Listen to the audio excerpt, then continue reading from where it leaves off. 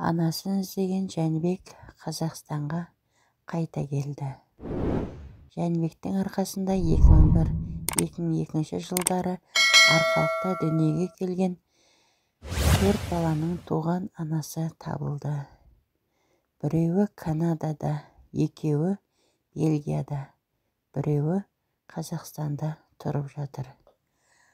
Ал Жәнібектің өз анасына қатысты іздеу жұмысы әлі жалғасып жатыр. Сіздермен бірге болған пайдалы ақпараттар каналы. Келесі видеода кездескенше сау, саламат болыңыздар.